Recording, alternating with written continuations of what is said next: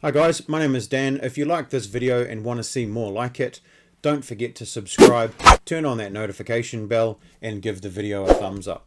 If you want to see me streaming on Twitch, I'm over there 4 times a week. Head on over, drop the channel a follow.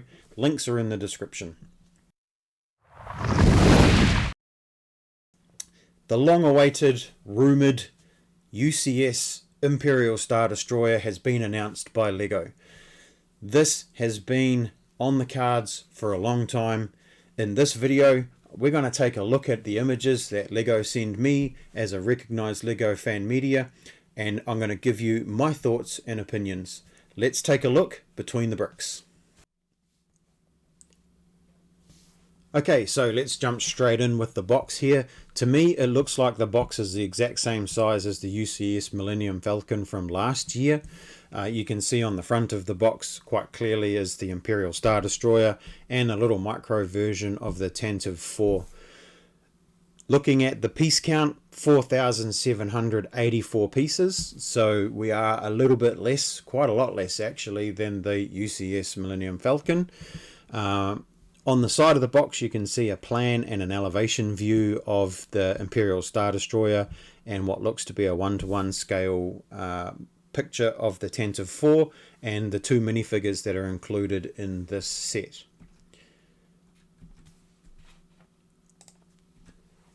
The back of the box, you can see the Imperial Star Destroyer on its display stand. It looks to be pretty sturdy. It's got 4 posts that are coming up and supporting the model. Given that the model is 66 centimeters wide, clearly it's going to need a substantial stand to hold this up.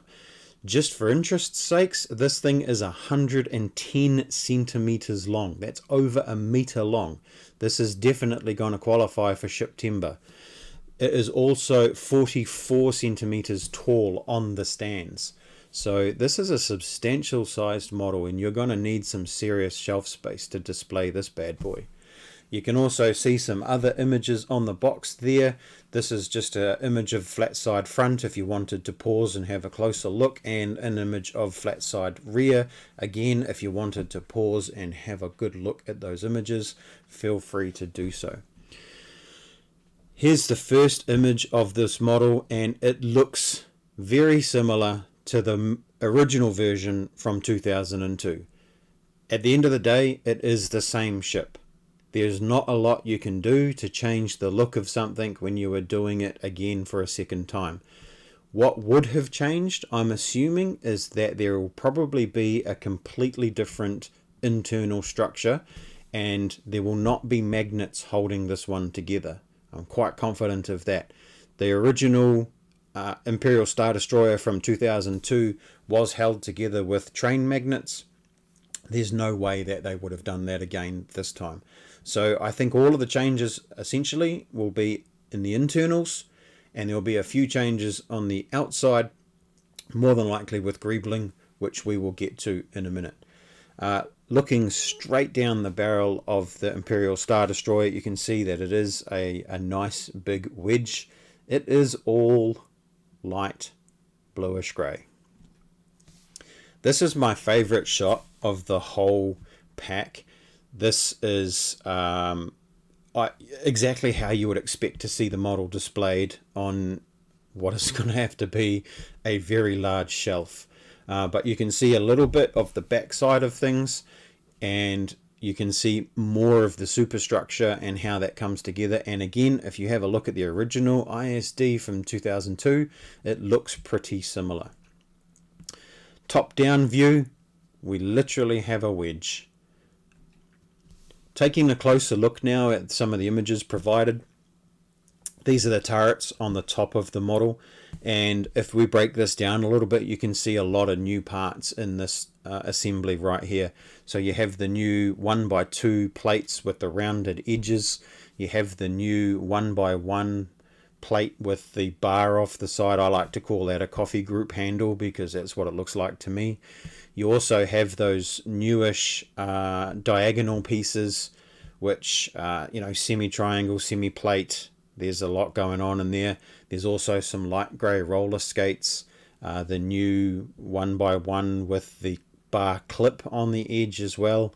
So Lego designers clearly utilizing a lot of relatively recent parts to get the shapes and the design and the form for the new greebling and details on this model. Looking from the back of the model now straight up towards the engines, I actually prefer the engines from the original model. They used really large grey wheels. They just had more texture to them. These look conical to me. I like how they look, but I think there's not as much texture in there as what they had in the original model. The underside looks a lot tidier than the original model from memory. It wasn't quite as tidy as this, and if I'm correct in thinking, the original model used to sag a little bit in the center where the magnets were struggling to hold the weight of the panels underneath. So this doesn't look like it's got that same problem. The lines are very clean.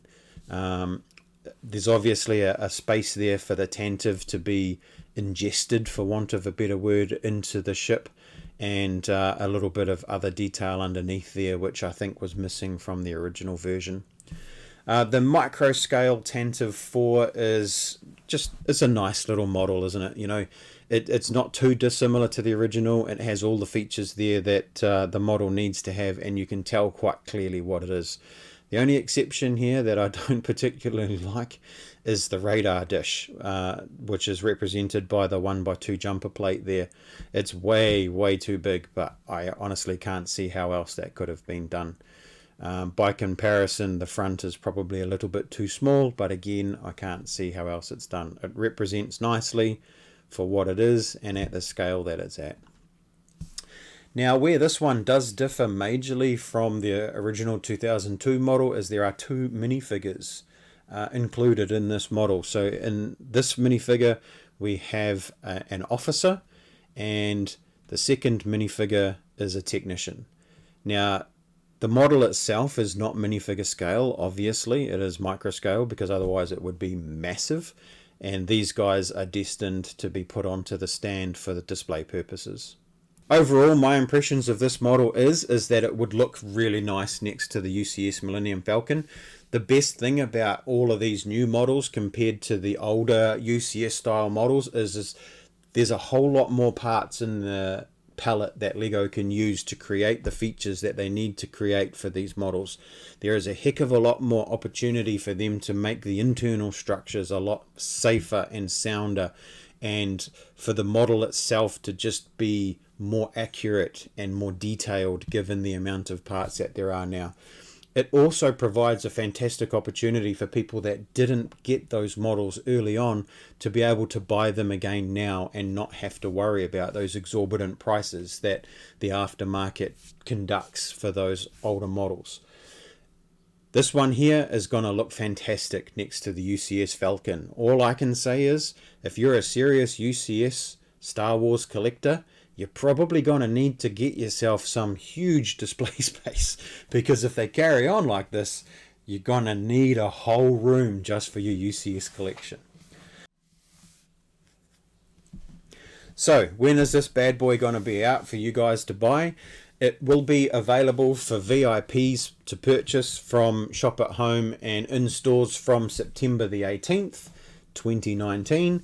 The general release for the model on Shop at Home and in Lego stores is October the 1st, 2019. For us here in New Zealand, I don't think we're going to see this model prior to 2020. I think it will probably reach our retail stores in January, February next year. The new Lego store that is due to open in Auckland later this year will probably have it.